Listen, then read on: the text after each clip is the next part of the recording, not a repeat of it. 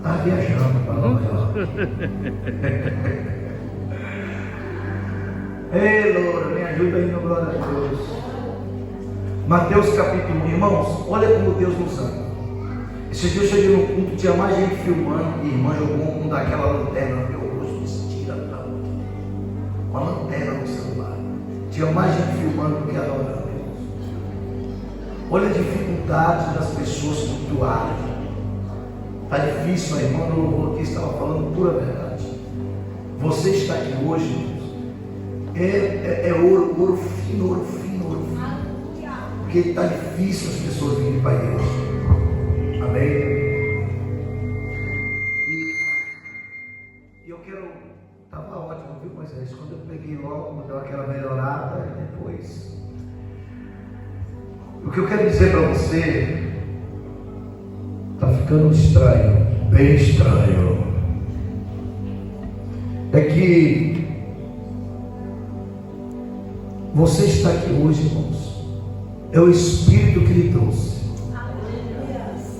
E o privilégio, o amor de Deus em trazer uma palavra como essa ao nosso coração, que é um lembrete de Deus, para que você não se sinta desanimado, para que você não ache que não tem mais jeito, para que você não ache que você é qualquer um. Eu quero que você se alimente dessa palavra hoje, você passa a semana inteira mastigando ela na sua mente. Amém? Então, se esse irmão que gosta de conversar, ficar ali chamando, diga para ele, rapaz, deixa eu ouvir Deus falar, depois eu escuto você falar. Mateus capítulo 1, que achou, diga amém. Livro da geração de Jesus, Cristo, filho de Davi, filho de Abraão. Vamos lá? Diga comigo, livro da geração de Jesus, Cristo, vírgula, filho de Davi, filho de Abraão. Sentai-vos com a Bíblia aberta, por favor.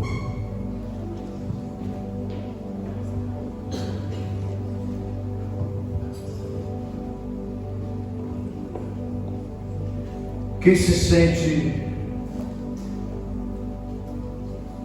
que é um escolhido de Deus, bate no peito aí e diga, eu sou um escolhido de Deus. Bate no peito que eu sou escolhido. Eu quero falar sobre 3 distintas verdades de um escolhido.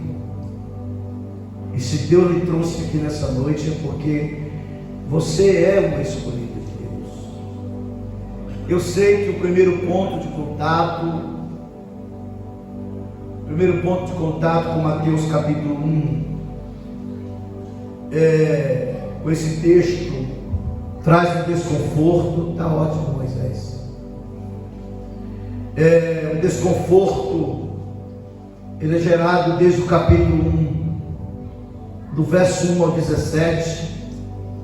A gente se pergunta o que tem aqui, o que se pode se extrair de um versículo como esse. E este verso, ele quer nos dizer alguma coisa nessa noite.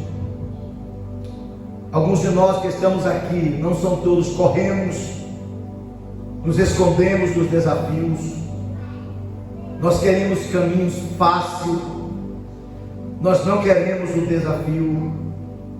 Estudar um texto como esse é um desafio, gera luta na mente, guerra, leitura, revelação do Espírito. Nós opinamos em fugir muitas das vezes, em busca de um caminho mais fácil, de uma mensagem mais fácil de entender.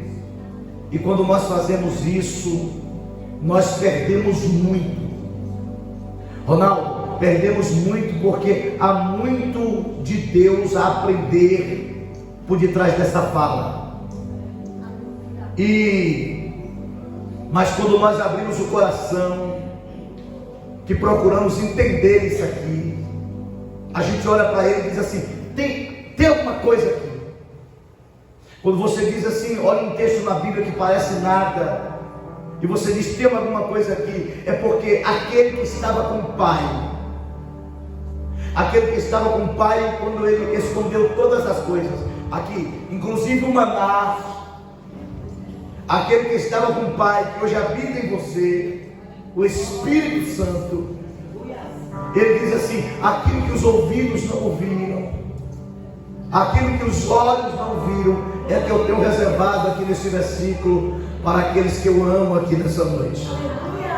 E é muito forte, porque nesse período aqui os judeus estão vivendo um período chamado de campo da expectativa dos judeus. Eu estive mostrando esses dias para a Silvana que não era somente judeus, era todo o universo esperava a chegada do Messias. Havia profecia em todas as religiões de alguém diferente que ia nascer, e a expectativa da chegada messiânica. Eles acreditavam que a qualquer momento o Messias surgiria, e de fato o Messias surgiu, mas não como eles esperavam, porque às vezes nós queremos de um jeito e Deus vai fazer de outro. Nós queremos que ele venha nascer uma grande maternidade folhada de ouro, ele vai nascer na manjedoura. Queremos ele de cavalo e ele vem na jumenta. Achamos que ele vai nascer no palácio mais belo da cidade, na casa do homem mais rico, e ele vai nascer na casa do homem mais pobre que tinha naquela época. Eu quero dizer que às vezes a matemática de Deus, ou a sua matemática, não está fechando, mas quem está fazendo a conta é Deus. Eu vou dizer de novo: o resultado vai ser bacana para mim e para você, porque no fechamento dessa guerra nós vamos cantar: só o Senhor é Deus. E aqui o nosso amigo e irmão Mateus, ele está apresentando Jesus. Ele é um copista, ele é um colecionador de detalhes, e ele, como copista, ele está escrevendo ao público judeu, porque Marcos escreveu para os romanos, João para os gentios, Lucas para os gregos, mas Mateus está escrevendo para o público judeu, apresentando Jesus aqui no cabeçalho do livro como Rei dos Reis e Senhor dos Senhores. Ele está falando no nível que o judeu entende. O que, pastor? Genealogia. Diga bem alto: genealogia. É porque nela contém a história de uma pessoa. Entende-se que aquela pessoa que não tem uma genealogia é a mesma coisa de não ter uma história para contar. Por quê? Porque tudo está guardado naquela árvore genealógica. Filho de quem? Parente de quem? Quem é seu avô? Seu tio? Seu bisavô? Me conte quem foi, como vocês chegaram aqui. Então Mateus está apresentando Jesus. Não está apresentando Jesus como qualquer um. Por quê? Porque ele está dizendo assim: Jesus, ele está chegando agora, mas ele já tem uma história. Porque o texto diz que ele tem um livro, aleluia, um livro da geração de Jesus Cristo. Eu vou dizer de novo: Mateus está dizendo que Jesus só nasce no capítulo 1 do Evangelho de Mateus, versículo 18. Mas no verso 1, ele já tem um livro, ele já tem história. Eu estou querendo mostrar para você que você não é qualquer um aqui nessa noite. Você pode estar chegando agora, mas você já tem história para contar. Eu vou dizer de novo: desde Salmos, desde os profetas, desde a psicologia, desde a sombra, ele já tem uma história. Tito capítulo 2, versículo 11, diz que ele é a graça de Deus que se manifestou. Então ele está aqui, ele está chegando agora, mas já tem uma história. Por quê, pastor? Porque ele é o caminho do Mar Vermelho que o povo passou. Ele é a rocha que deu água para o povo beber no deserto. Eu acho que você não entendeu ainda. Ele é a nuvem que guiou Israel no deserto. Estou chegando agora, mas eu tenho história. Eu sou o capitão do exército do Senhor, que dê estratégia para ele o muro, eu estou chegando agora, mas eu tenho história. Eu estou querendo mostrar para você que Mateus 1, versículo 24 ao verso de número 25, diz que Jesus, ele é o primogênito no verso 25. Isso dá a entender que se Jesus é o primogênito, ele é o primeiro. Aí quando chegamos em Marcos capítulo de número 6, versículo de número 3, diz assim: não é este o carpinteiro, olha o apelido dele, não é este o carpinteiro, filho de Maria, irmão de Tiago, de José, os irmãos de Jesus, e de Judas, e de Simão? Não estão aqui conosco as suas irmãs? E escandalizaram-se nele, pastor Ney. Eu estou dizendo aqui, se o capítulo 1, o verso 24 do Evangelho de Mateus diz que José não tinha conhecido Maria, só conheceu Maria sexualmente depois do nascimento de Cristo, porque Cristo é o primogênito. Então, na falta de José, é Jesus que assume a ordenança de casa, é Jesus que assume a responsabilidade de cuidar da mãe, de cuidar do pai, você está aqui, ou melhor, de cuidar das irmãs, de cuidar dos irmãos. Na falta do pai, é ele que tem que pagar a água, é ele que tem que pagar a luz. Ele é o primogênito, é ofício do primogênito. E você acredita que uma certa feita, Jesus vem se aproximando de uma cidade. O nome da cidade é Naim. O texto diz que uma mulher, aleluia, diz que essa mulher é viúva. Se essa mulher é viúva, essa mulher não tem marido, é uma mulher viúva. Diz que vem saindo de dentro da cidade um cortejo fúnebre. Dentro daquele caixão tem o único filho dela. O único filho dela está dentro, é um primogênito. O primogênito está ali dentro. Aquela mulher viúva, se de fato aquela criança passasse da porta, se aquele esquife passasse da porta, o que seria enterrado naquele dia não era somente aquela criança. O que seria enterrado seria a história dela, Ronaldo.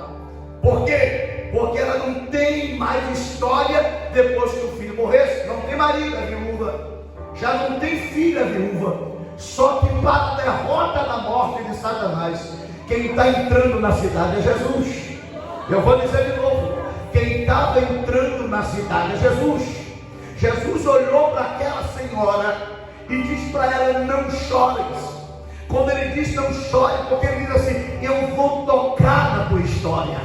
Eu vou dizer de novo para quem está vivo, eu sei que tem alguns mortos aí, mas eu vou dizer para quem está vivo: não chore, porque a tua história vai ter um toque meu nessa noite. Até hoje o diabo achou que estava levando vantagem, mas Jesus me traz aqui nesta noite para te dizer: quem tem história não deixa a história de outro ser enterrada, e eu vou tocar nessa tua história nesta noite. Levante a sua mão acima da sua cabeça. Aquilo que estava a caminho do cemitério, se a sua história estava para ser enterrada, haverá um toque de Jesus nessa história. Levante a sua mão direita acima da sua cabeça. Me ajude aí, Moisés. Pega na mão de alguém nessa noite e diga: quem foi que disse que tudo ia acabar aqui? Você ainda vai ter muita história para contar. Aleluia. Aleluia. Levante a mão acima da sua cabeça. Bate na mão de alguém e diga: não chore, Jesus vai dar um toque. Tua história vai ter um toque de Jesus. Olha para ele aí, irmão, abre a boca, pelo amor de Deus. É castiçal, está aceso ou está apagado esse candeeiro aí? Diga para ele a sua história, a história do teu filho, a história da tua casa, a história da tua família. Você ainda vai contar muita história, diz o Senhor dos Exércitos. Aí você abre. Você abre Gênesis, capítulo de número 30, versículo 20. E disse Leia: Deus me deu a mim uma boa dádiva. Desta vez morará o meu marido comigo, porque ele tem dado 6 filhos. Olha o que Leia disse. Leia disse assim: Raquel, perdeu, hein? Por quê? Desta vez Jacó vai morar na minha casa. Por quê? Porque eu dei 6 filhos, você nunca deu nada para ele.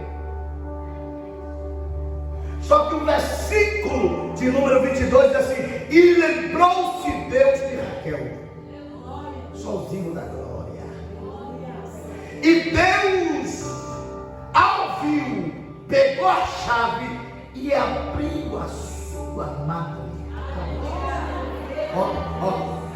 E ela concebeu e teve filho. E disse: tirou-me Deus a minha vergonha. E chamou o seu nome José, dizendo bem alto, diga: o Senhor me acrescentará. Olha para cá. Essa era a vida de Raquel, uma vida de vergonha. E quantas famílias que moram na nossa rua, quantas famílias nós sabemos que era a vergonha da rua, quantas pessoas que nós conhecemos que ela era a vergonha, mas Deus fez você nascer no meio da sua casa, para que você viesse, através do Evangelho, tirar a vergonha da sua família. Alguém entendeu? Alguém entendeu? Não, levante a mão. Política, a gente aplaude até política, mas glória a Deus só para ele. Então levante a mão que eu vou profetizar na sua vida. Você não está aqui por acaso nessa noite. Você não é qualquer um naquela rua. No meio da sua família, você é aquele que nasceu para tirar a vergonha. Se o diabo até hoje, me ajuda aí, Moisés. Se o diabo até hoje armou e arquitetou alguma coisa contra a sua casa, Deus te fez nascer. Deus te fez nascer para acrescentar. Deus te fez nascer para tirar a vergonha. Deus te fez nascer para isso. Levante a mão direita acima da sua cabeça.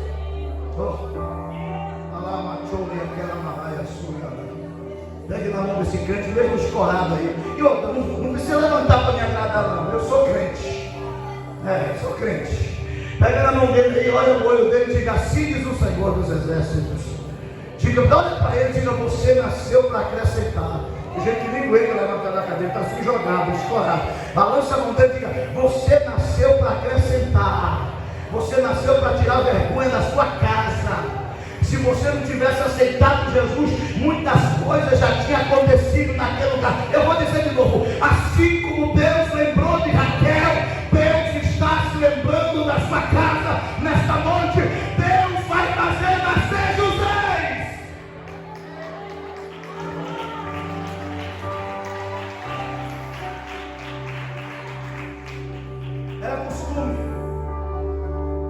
Era costume, terminando. Era costume de quem tu és filho. Perguntar de quem tu és filho me conta a tua história para ver se dá para a gente conversar alguma coisa. De quem é filho esse menino que matou o gigante? Eles querem saber se você tem uma história. As pessoas não querem nos respeitar, não sabem de onde nós viemos. Acho que nós chegou, caiu de paraquedas, chegou e tchau. Respeita! Eu estou chegando agora, mas eu tenho uma história. Levante um dedo assim, levante um dedo, pode levantar um dedo. Aponta-se ao redor da igreja e diga assim: me respeite! Eu estou chegando agora, mas eu tenho história. Você sabe quantas almas eu já ganhei? Você sabe quantas vidas são impactadas, tocadas, restauradas? Se perguntasse para José: quem é você? Ele diria: eu sou filho de Jacó. Quem é Jacó? O homem transformado por Deus. Quem é você? Sou filho de Jacó, o homem que teve sonhos espirituais. Você acredita que ele viu a escada? E possa me respeitar, porque eu sou neto de Isaac. O homem que aonde ia a água ia atrás dele. O homem que teve a capacidade de desentupir todos os poços e foi tipo de Cristo na cruz no Moriá. Eu estou chegando agora, mas sou bisneto de Abraão, o pai da fé, amigo de Deus. Levante a mão direita para cima, pegue na mão de alguém para a gente terminar. Diga: a primeira verdade nessa noite. Muita gente que não consegue morrer, não está feio, viu? Está feio para você, fica em casa, é isso. Balança a mão dele aí com autoridade, diga: eu estou chegando agora, mas eu tenho história.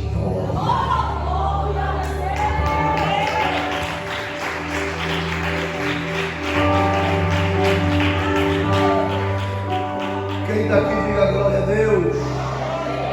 Oh, aleluia. Às vezes nós estamos chegando, como eu acabei de falar, e as pessoas não nos conhecem, julga pela aparência. Às vezes a gente já sabe a história de outras pessoas, mas tem pessoas que você não conhece a história. Já sabe a história que é linguaruda, fofoqueira, fala da vida dos outros. Essa é a sua história. Até a hora, mas sei não. Lembra de Davi? O que o senhor está querendo dizer, pastor? Estourou uma guerra. A guerra estourou. Um gigante aparece nos termos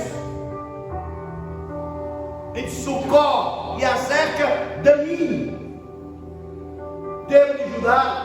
Um gigante aparecia e gritou 40 dias: vocês não têm um campeão para enfrentar. Um homem. É uma vergonha. Aquele homem entrava para dentro do arraial, a fileira vinha para frente, comendo pão, linguagem da agora, tomando café, pegando a espada, dizendo: vem para a guerra. 40 dias a guerra estourou. Jessé está em casa, 39º dia. Jessé preocupado, chama Davi e disse: meu filho, amanhã cedo você vai no campo de batalha. Por que, pai? Eu quero que você vá e me traga notícia dos seus irmãos. Me traga a notícia da guerra e me traga a notícia do rei. Quando Davi, meu pai, chegou naquele local,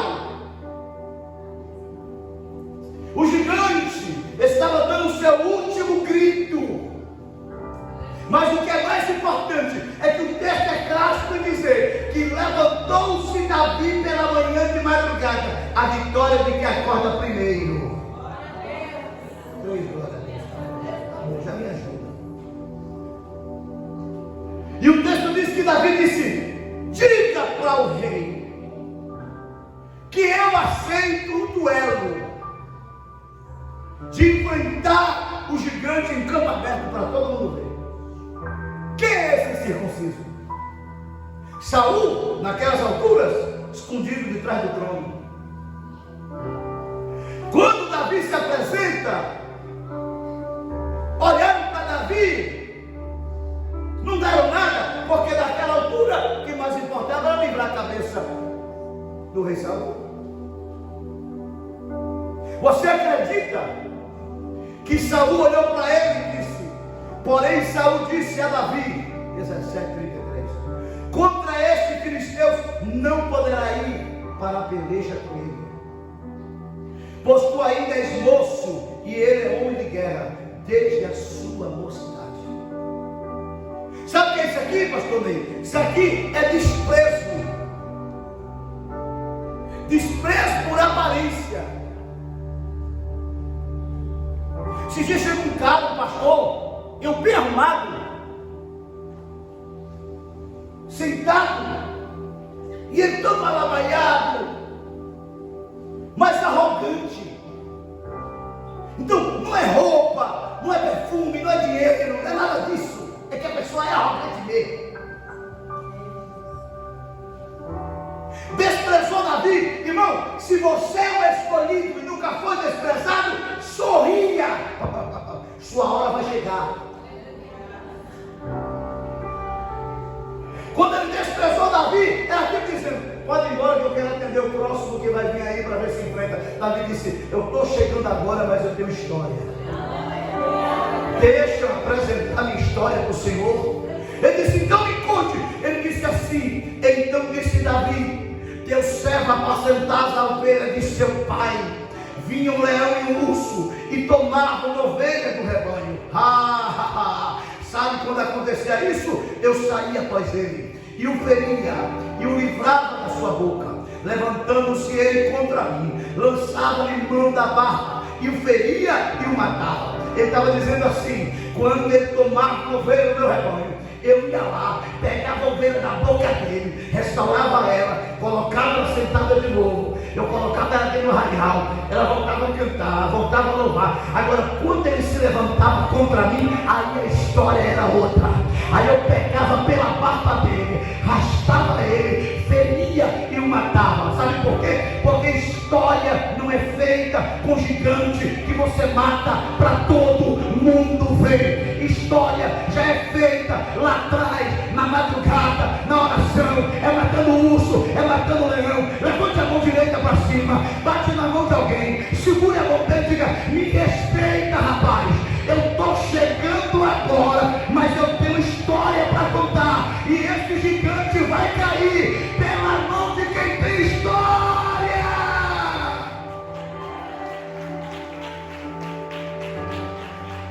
Quem pode dar um glória a Deus aí? Diga glória a Deus.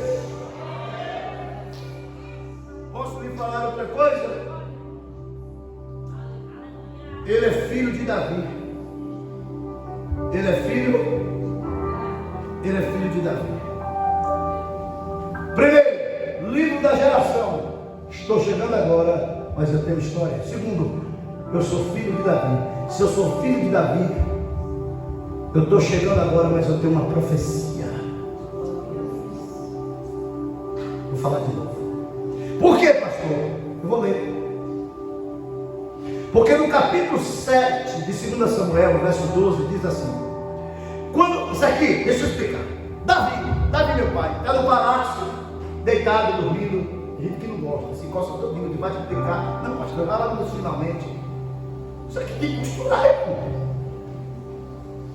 Davi está no seu palácio rico, venceu todos os inimigos, levantou de madrugada e disse: gente, eu aqui na cama de cedro, cama de ouro, TV 100 polegadas, todos os streams, tenho todos os aplicativos, barrofando de dinheiro, sou caro, e Deus não atendia lá fora. Natan, vou fazer uma casa para Deus. Natan disse: faça aquilo que está proposto no teu coração. Quando ele deu as costas, Deus disse: diga para ele que não é para fazer. Deus toma a boca de Natan e aparece a segunda vez a palavra semente relacionada a Cristo. Como isso, pastor? Eu vou ler. Quando teus dias forem completos, vieres a dormir com teus pais, Davi, então farei levantar depois de ti, Davi, da tua semente, aleluia, que procederá de ti. Porque é a segunda vez que a palavra semente aparece aqui relacionada a Cristo, porque a primeira vez foi pela boca de Deus, lá no capítulo 3, verso 15 de Gênesis, mas aqui é Deus também falando através de Natan. Se o pai falou, o filho tem a profecia. Então, a tua semente, que procederá de ti, das tuas entranhas, então estabelecerei teu reino. Aí o verso 13 está falando de Salomão: este edificará uma casa a meu nome. Aí agora o versículo muda, já está falando de Cristo: e confirmarei o trono, ou melhor, e confirmarei o trono do seu reino para sempre. Esse para sempre não pode ser Salomão. Por quê? Porque Salomão já morreu. Pastor, não dá para formar uma base. Então eu vou para o 16. Porém a tua casa e o teu reino serão firmados para sempre. Para sempre tem que ser Cristo. Aí ele diz assim: e diante, porém a tua casa e o teu reino serão firmados para sempre diante de ti. Aí ele repete: teu trono será firmado para sempre diante de ti. Romanos capítulo 1, verso 3 também diz que Jesus